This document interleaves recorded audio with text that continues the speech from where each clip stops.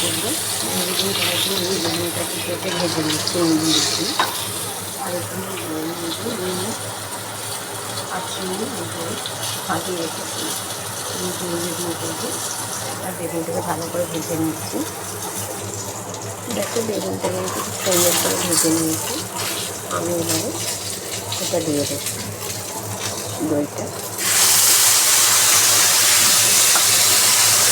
দিয়ে ভালো করে মিশিয়ে নিচ্ছি। এরপর একটু জল দেবো, এতে বেগুনের ভিতরটা ভালো করে সেদ্ধ হয়ে যায়। জল দেবো আমি, একটু জল দিয়ে দিচ্ছি।